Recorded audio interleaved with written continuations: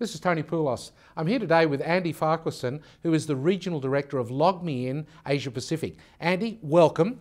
Good to catch up with you.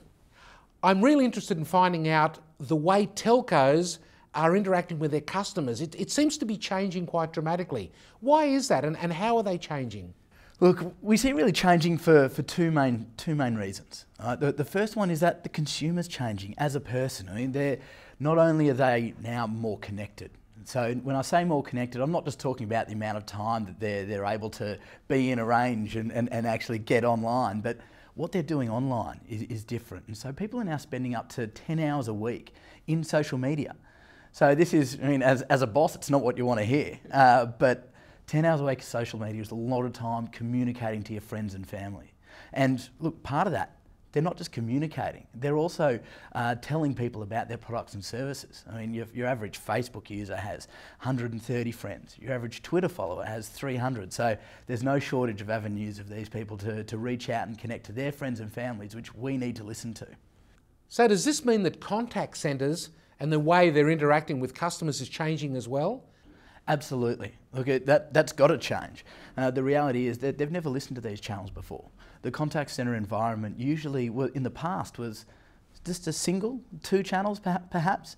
So it was just chat and via the email. But now they've got to look at things like SMS, Facebook, Twitter, all these different avenues that they've got to then be able to engage with the customer. But from there, it's then, how do you then solve the customer's problem? So you just have a proactive chat, proactive way to be able to enable them to resolve their issues? Do you just have a self-help scenario? Or do you just do the traditional model of being reactive? I think it's got to take a composition of all three. If customers are complaining on Twitter, are telcos able to monitor that and proactively get to them before the damage is done? Look, there's a lot of tools out there that enable them to do it. I mean, I think there's been some recent study out of the US that 79% of negative comments on Twitter go unanswered.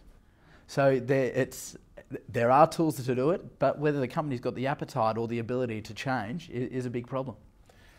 With the changes in the way they're interacting with customers, how are the operators able to determine customer satisfaction, for example?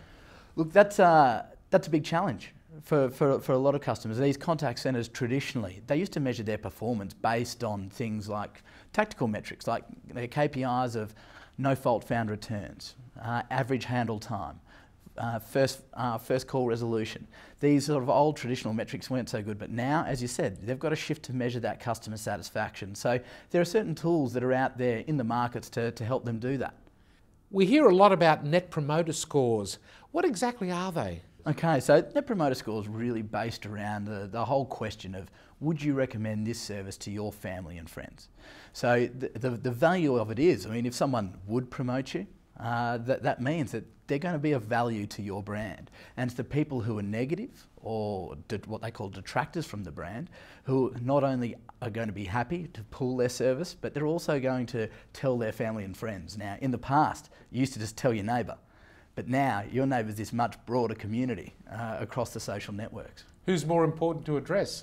The ones that are detracting or the ones that are promoting? Look, there have been some studies done recently, but so looking at, say, the telco industry in the US, where a promoter was worth sort of a bit over $600 in an annual revenue, but a detractor, on the other hand, they're worth a lot more. I mean, sort of a bit over $1,400. So everyone's got different measurements for how they're going to figure that out. But it's always a debate as to where to spend your money. It's spend your money to keep people or to win new business. So how do telcos and other companies go around valuing their customer satisfaction?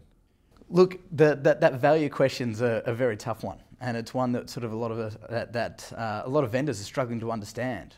There's a lot of buzzwords which gets a lot of traction amongst senior management, things like social media and the like, but it's those easier to fix issues that we find are a lot harder for these people to put a dollar value on. I mean, some of the tools, for example, which can give a very easy hit, I guess, in terms of customer satisfaction, and a measurable hit.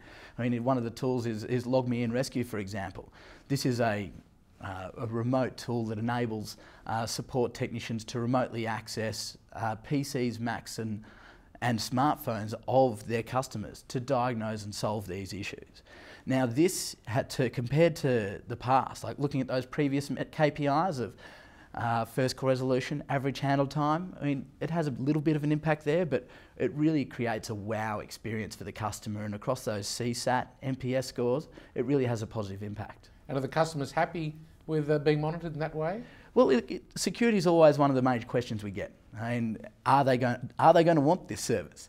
And it's all very much permission based, and the customer's always in control. And it's always a matter of positioning it to the customer as well. I mean, if a technician came and asked you, "I'm going to take over your device," you'd be scared. But the fact is, the rescue tool gives the control to the customer, and we also encourage the CSRs or customer support reps to introduce the tool in a more polite way, like sharing control with you.